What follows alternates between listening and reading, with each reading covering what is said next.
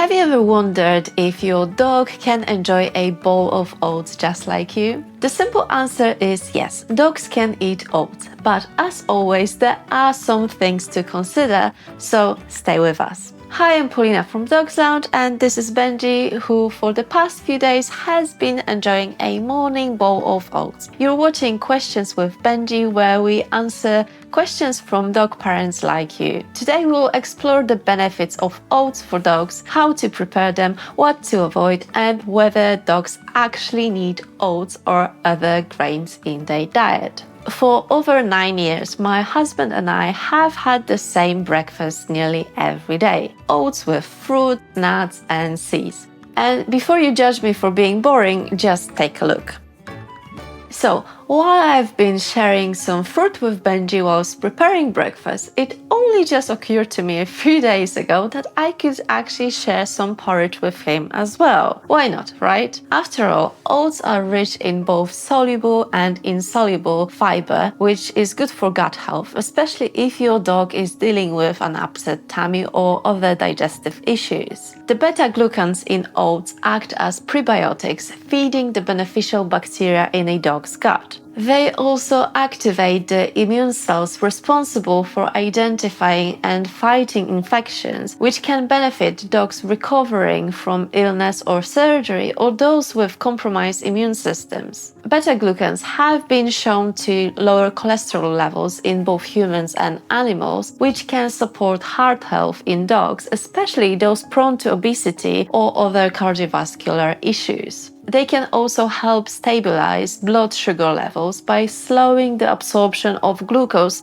in the intestines. And some research shows they might have anti-inflammatory properties as well. From a nutritional perspective, oats are a great source of magnesium, phosphorus, zinc, thiamine, manganese, and copper, which contribute to healthy brain function, heart health, and overall development. Oats are also unique among grains because of their relatively high protein content. On average, oats contain about 11 to 17% of protein, depending on the variety and processing method. This is higher than many other grains such as rice or corn. Wild oats can contain even more protein, ranging between 27 to 37%. And while dogs should primarily rely on animal proteins for the essential amino acid, let's not kid ourselves. We don't live in a perfect world where that's always possible, so the protein in oats could potentially serve as a secondary source. What do you think? Share your thoughts in the comments, don't be shy.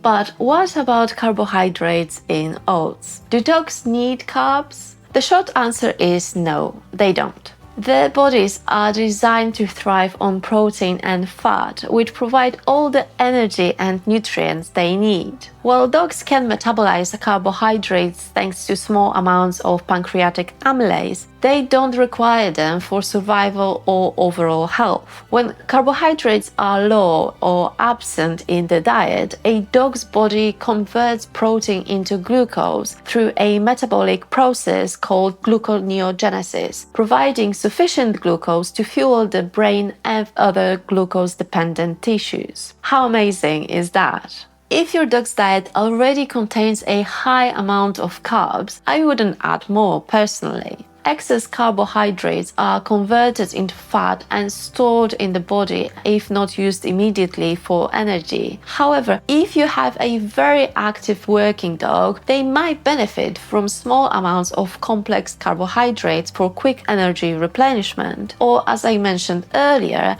if your dog is experiencing gastrointestinal issues or recovering from illness, easily digestible carbohydrates like oats, in moderation of course, could be helpful. The soluble fiber in oats can help calm an upset stomach. Also, if your dog is suffering from itchiness, an oatmeal bath can soothe irritated skin. To make one, blend dry oats into a powder, mix with warm water and apply onto your dog's coat for a few minutes before rinsing.